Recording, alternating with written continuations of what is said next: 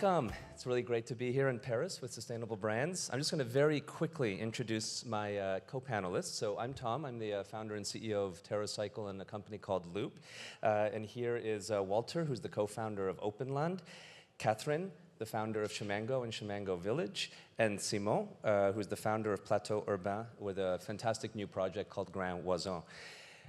What I wanted just to tee up, so we don't go into necessarily introductions, is what all of my panelists share is this idea of creating brand new spaces where multi-functions can congregate together, from artists to activists to also business, to create a really flourishing ecosystem. Sort of, we were chatting in the back, instead of it being like monoculture, where it's all just one idea planted and grown, which may be the idea of sort of many traditional corporates. It's this idea of almost like a forest, where you have all these different creatures.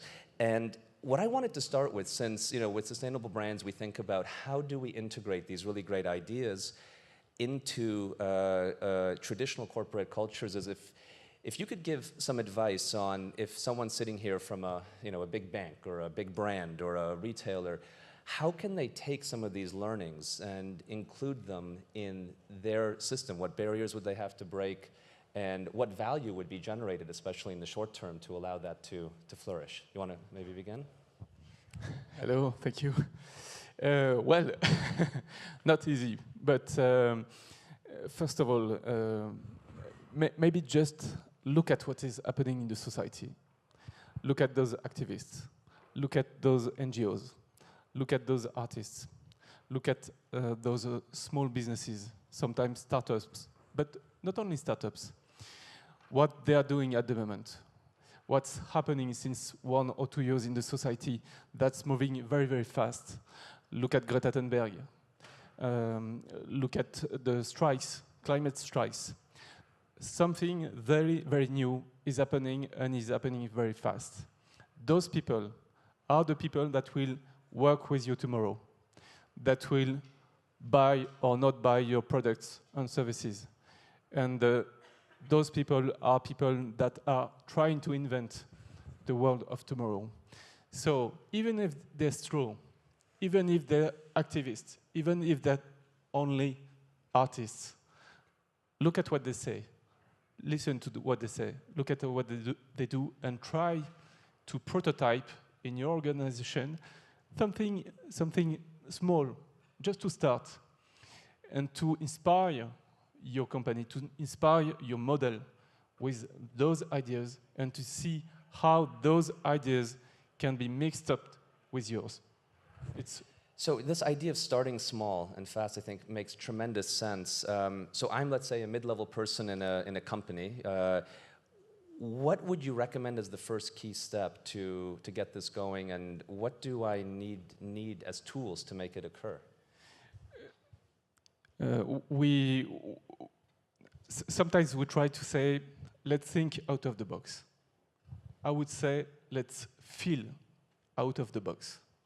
So leave your office, go and see what's happening in our organizations and anywhere, and feel what's happening, feel the energy, feel this optimism to do things another way, and try to understand what's happening in those places, because it's very new. Go with your team and try to make partnership. Is the very, very first thing to do, to go in that direction and try to put that in your company. Go outside, feel outside, don't stay in your office, because if you stay in your office, you will think the way you think since 10, 20, 30 years. So, Simon, I want to ask you a question here. You know, you especially have multiple of these projects that are running. They also have a length of time, so you deal with this idea of it's temporary. It, to me, from the outside, you know, from the business perspective, seems incredibly complicated. You know, lots of different actors playing simultaneously in a temporary timescape in multiple locations. What are the rules? How do you govern a situation like this? Especially thinking through, how does a corporate embed an idea like this? Who makes the decisions? How do you, you know, is it a board of directors, or what's the whole process on something like that? It's really depends the project. We have different kind of project. The idea is always to take advantage for the off-market time of real estate. In the project Les Grands Voisins, we have 3 non-profit organizations. One's named Aurore, specialty is the emergency housing. One is Yes We Camp. We plan all the part of design of the site and the part of the public stuff. And one is Plateau Urbain. It's a collaboration with the 3 organizations at first. And we plan some meeting, like monthly, to have the opinion of all the inhabitants of the project and all the organization work on this place. So it's really hard. We write some kind of rules, but it's an evidence to not follow the rules sometimes and to be able to make out the rules. So it's can we make plain, and after working on it, we can go out plain.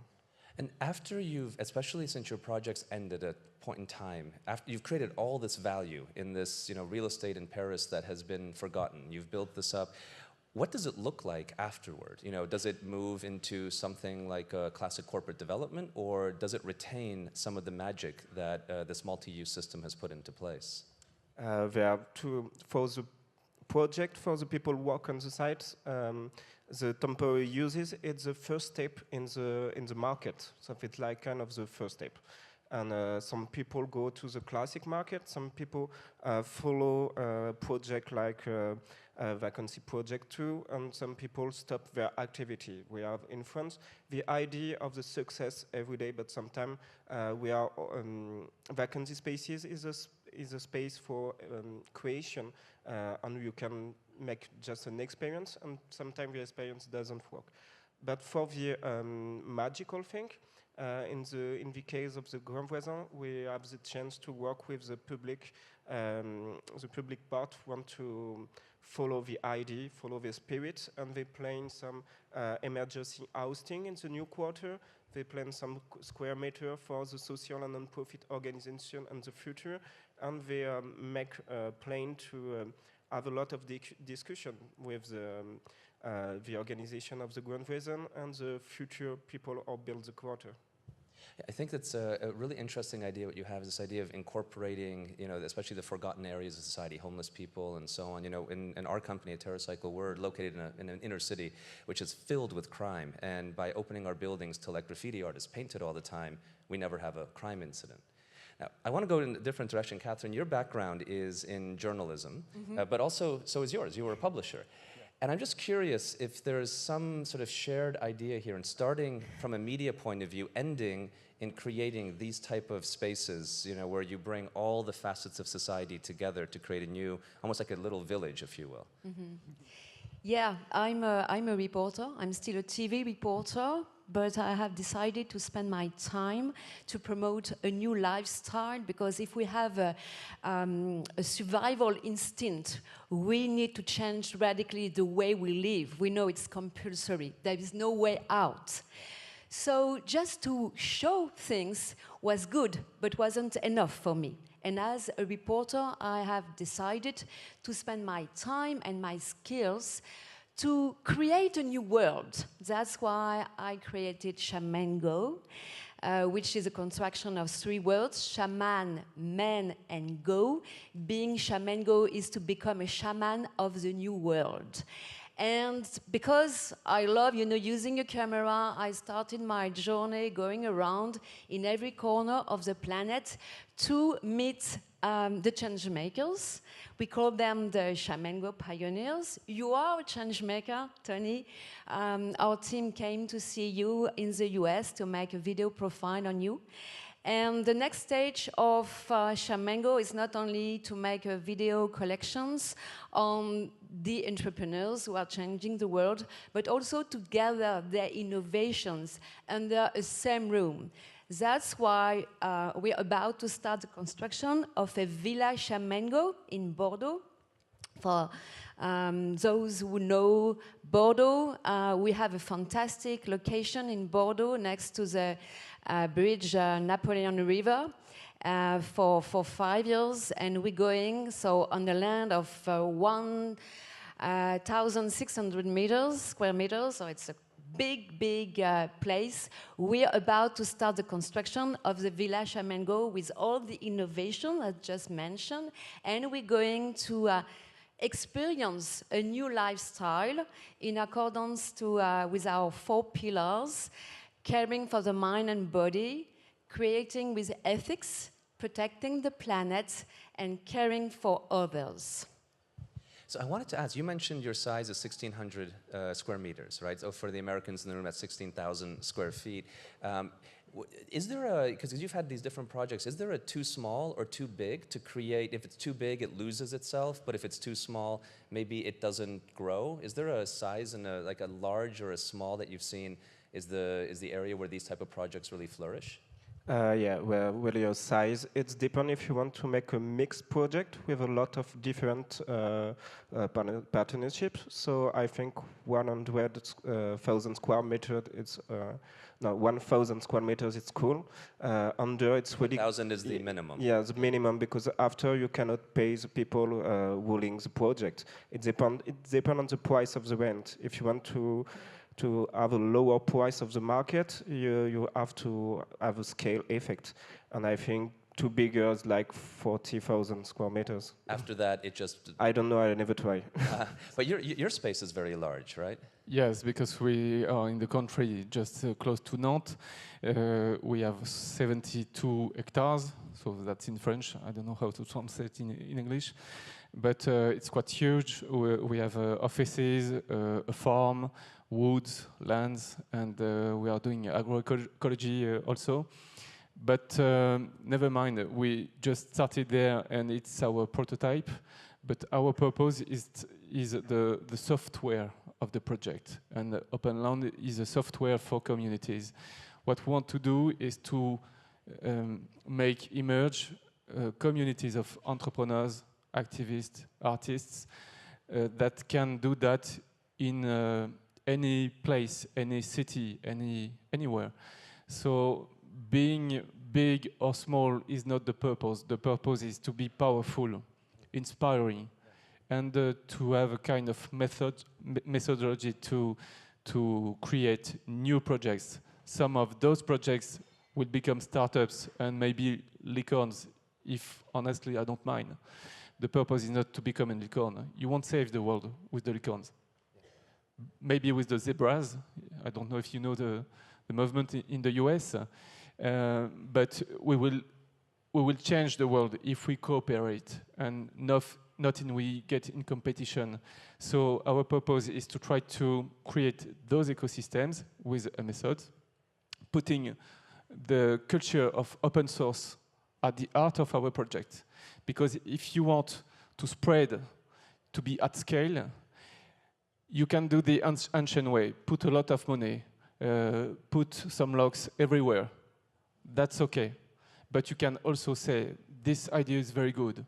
We get 5 people in this city, and if we put open source, we can get at scale in 200 cities, which will be 1,000 people, you know? So it's another way to do that. And for example, TED and TEDx did so a few years ago. Excuse me, sorry, just to interrupt, my role here with the Hacktivators. The term zebra was used there. We know what unicorns are. Can you explain what a zebra is for us, please? Excuse me, what term? A zebra. Zebra. Well, I've seen that last week. Zebra is in opposition to the licorn culture. The purpose is to create companies that are not small companies, not big companies. Well, the scale, never mind. But to create good companies that function with cooperation, more than competition. There is a kind of manifesto. You can look online on a Zebra, and there is an article in the New York Times about that. But this idea is to enter the age of cooperation at a big scale and with the value of entrepreneurship. So one question on this, from a classic business background, this seems, like I'm going to call you comrade now, and it's, and how does, no, absolutely, but how does, a company who's needs to focus on making quarterly profits. And if they don't, you know, those leaders won't be in those roles anymore. Deal with something so bold. You know, like these ideas of sharing seem a little scary if you are used to putting locks on everything. The idea of letting artists into your space when, you know, there's confidential information everywhere. And how does someone break that through? Instead of just leaving here and feeling, well, it's exciting that you have these amazing projects, but how do I possibly embed it? Beyond going quick and small, do you have any advice for someone here saying, I want this culture in my space, but I feel like the HR department would have a big problem with it, or the legal department would have a problem with it. All the gatekeepers would put up walls and barriers. How does someone leaving here install this, you know, in a small, fast way? What do you do?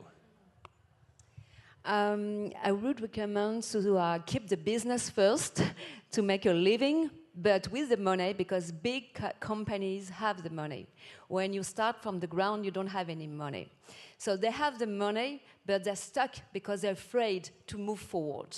So my advice would be, okay, keep the money, keep the, you know, job and business as normal, but use some of the money to reinvent the future.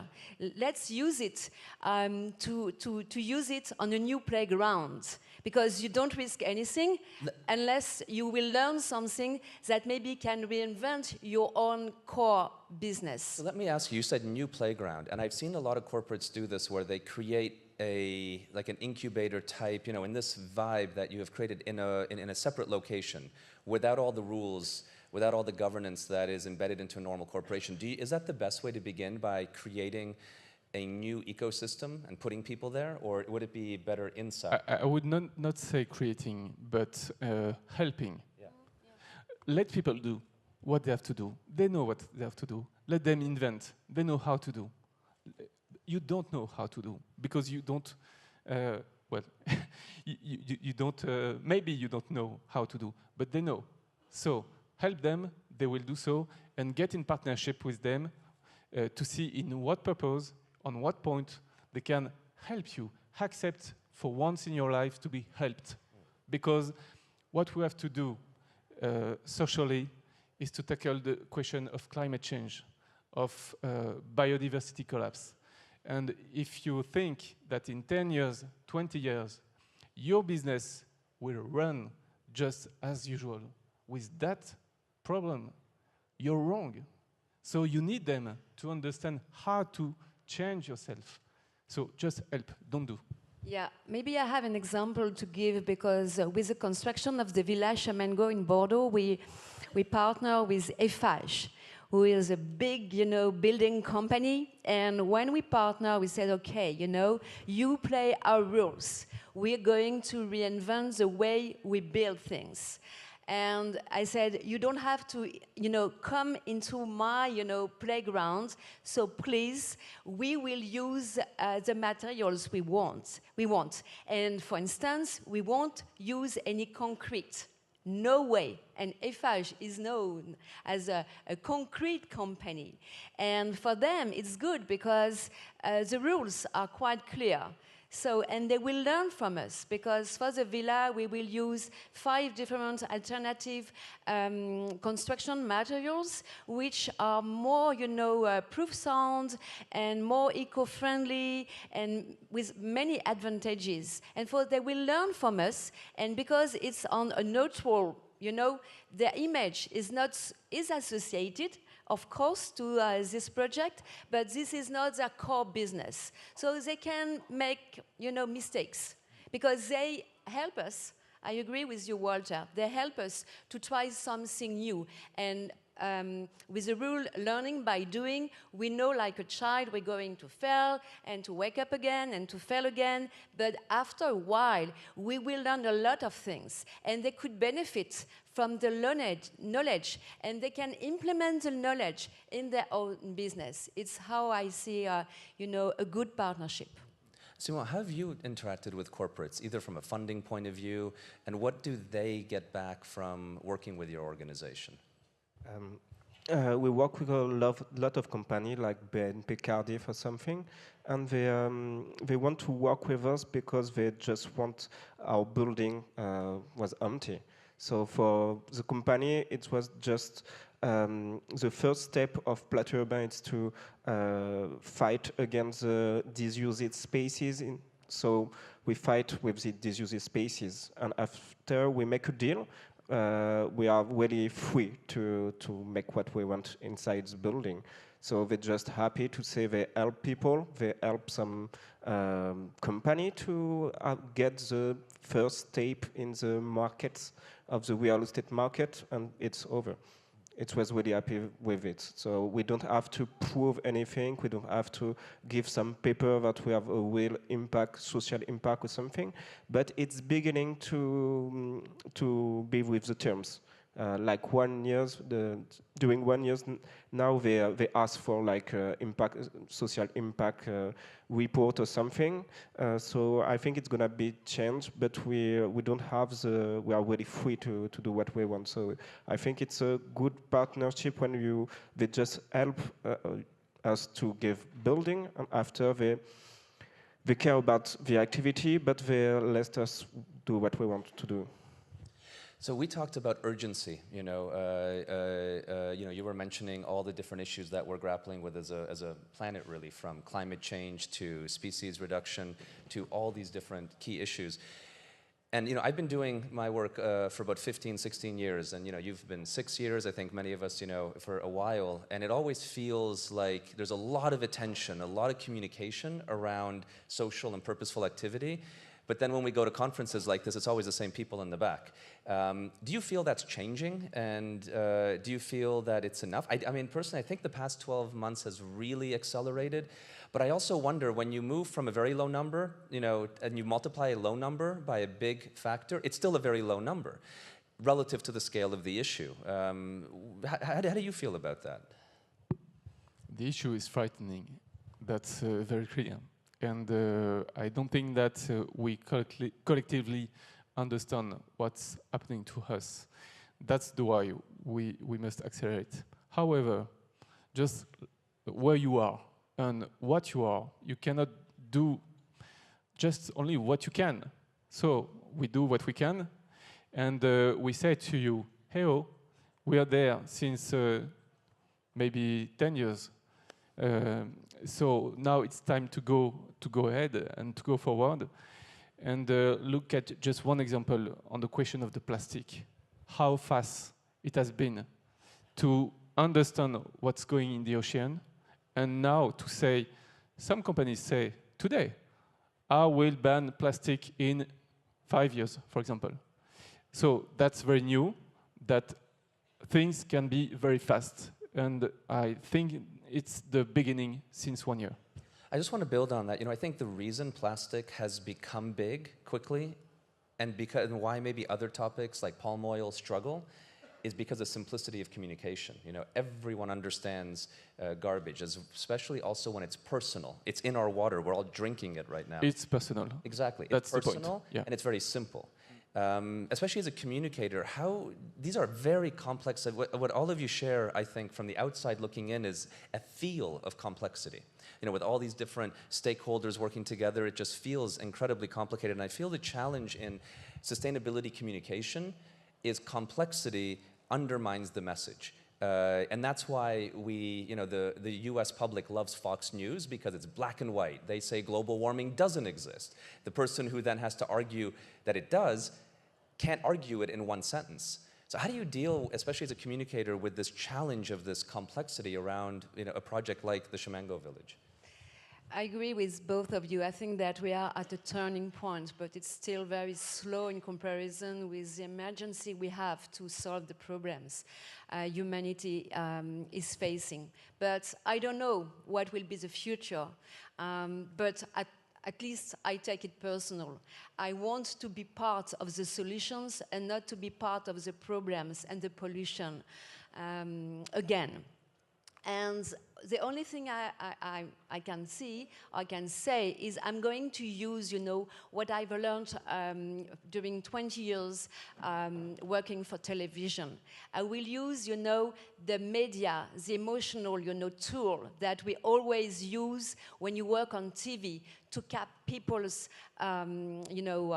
attention. And in the villa, we're going, so every 6 months, we will welcome 20 residents from every corner of the world to say, come, and during 6 months, you're going to experience a new lifestyle. And we will try to make a reality TV program. I would say a smart reality TV program. I know it sounds like an oxymoron, but at least, you know, to say, okay, let's try. Is it difficult, for instance, to eat less meat because it's good for your health, it's good to reduce the mistreatment of animals, it's good to reduce greenhouse gas emissions, and maybe we can feed, you know, the whole planet with 10 billion people by 2050. And we will ask people, is it hard? Is it fun? And we want to make something at least, you know, because you said that, how to explain, you know, where is the new world? We don't see it. In the Villa Shamengo, we want to see it, we want to experience it, and to get the answer, is it nice or not? And to get out of the image that happiness is brought by the American way of living. We don't need to consume so much. We need to reduce, you know, the consumption, changing from having to go to being, and it's what we want to do, and maybe to strike the public, or at least to get the attention of the public and a large audience. Absolutely. I want to just conclude. Yes, absolutely. There's something really important you said, and I think this is a great point to conclude on, is that, you know, the environmental topics are complicated. There's many different problems facing our society, from species reduction to, you know, deforestation to climate change to waste. The one beautiful thing is that all of these problems are linked to only one thing, which is what you said, which is consumption. That actually allows it to simplify into one act that creates all the problems, is our act of buying and consuming. And maybe we can change what we consume away from physical things to experiences, to ideas, to conversations. And on that note, I'd like to thank everyone for your time today, and thank you to my panelists. Thank you.